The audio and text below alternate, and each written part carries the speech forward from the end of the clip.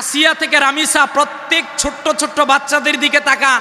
মাননীয় প্রধানমন্ত্রী 3 মাস দায়িত্ব নেওয়ার পর তিনি তৃণমূল কি চায় ওইটা তিনি বুঝতে পারেন। এইটা আমরা এতদিন উপলব্ধি করতে পেরেছি। তিনি গতকাল এই রামিসার বাড়িতে গিয়ে দেখেছেন আমরা আমাদের প্রধানমন্ত্রীর কাছে দ্ব্যর্থহীন কণ্ঠে এইটা চাই। এখন শুধুমাত্র দেখার মধ্যে সীমাবদ্ধ নয়, এখন শুধুমাত্র সোশ্যাল মিডিয়ায় বিচার চাওয়ার মধ্যেই সীমাবদ্ধ নয়। যেহেতু দর্শক স্বীকার করেছে, সে দর্শন করেছে, আমরা চাই খুব দ্রুত এই রায় বাস্তবায়ন করা হোক কোর্টের মধ্যে। এই রায়কে প্রকাশ্য বাইতুল মুকাররমের মসজিদের সামনে তার গলাকে আলাদা করা হোক কিংবা ফাঁসি দেওয়া হোক।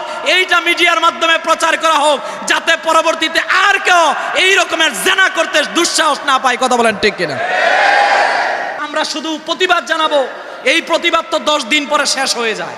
ফরিদপুরের সেই আসিয়ার ঘটনা আমরা দেখেছি, এই রকমের ছোট্ট ছোট্ট এই মেয়েদেরকে দর্শনের ঘটনা দেখেছি, কিন্তু পরবর্তীতে এরা এই আইনের ফাঁক ফোকর রেখে এরা সেখান থেকে মুক্তি পেয়ে যায়।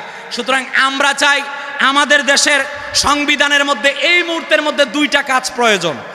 একটা হচ্ছে এই জেনা ব্যভিচারের বিরুদ্ধে যেই সংবিধানে আইন আছে এইটাকে সংশোধন করা, আরেকটা হচ্ছে মাদকের বিরুদ্ধে মাদকের যেই আইন আছে ওইটাকে সংশোধন করা।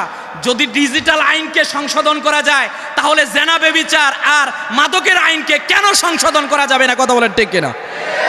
সেই সংবিধান, যেই সংবিধানের কারণে আমার নীতি নৈতিকতা পরিবর্তন হচ্ছে না, ওই সংবিধান দিয়ে আমি কি করব?